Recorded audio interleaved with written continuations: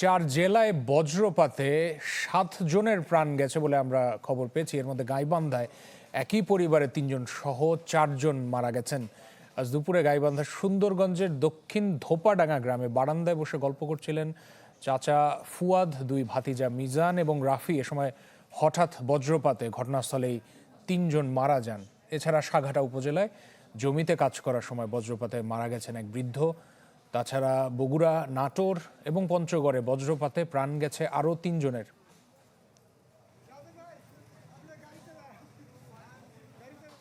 Colour expert dark sap এবং mild on hands technology সমৃদ্ধ Orix advance detergent powder আপনার laundry expert.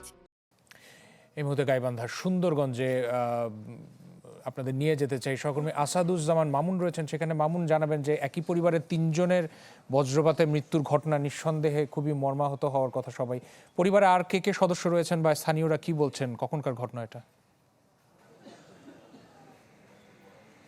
হ্যাঁ রাশেদ, আমি এই মুহূর্তে আছি গাইবান্ধা জেনারেল হাসপাতালে।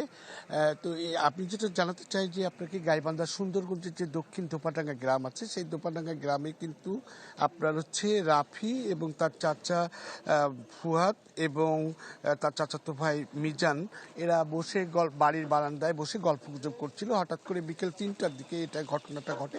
হঠাৎ করে কিন্তু কালো মেঘ এবং বজ্র বৃষ্টি হচ্ছিল এবং এই সময় হঠাৎ করে বজ্রপাতের ঘটনা ঘটে এবং সেখানে ঘটনাস্থলেই কিন্তু রাফি, মিজান এবং ফুয়াদ ঘটনাস্থলেই মারা যান এবং তাদের একজন নিকটতম আত্মীয় আহত হন এবং তাদেরকে উদ্ধার করে গাইবান্ধা জেনারেল হাসপাতালে নিয়ে আসা হয়। সেখানে কিন্তু ডাক্তার নিয়ে আসলে তাদেরকে 3 জনকে মৃত ঘোষণা করেন এবং একজন আপনার অসুস্থ হিসাবে রয়েছেন গাইবান্ধা সদর হাসপাতালে চিকিৎসাধীন রয়েছেন। এছাড়া কিন্তু গাইবান্ধা সাঘাটা উপজেলায় আপনার হচ্ছে নম্বর আলী নামের একজন বৃদ্ধ মানুষ এই জমিতে কাজ করছিলেন, সেখানে বজ্রপাতে মারা যান বলে খবর পাওয়া গেছে।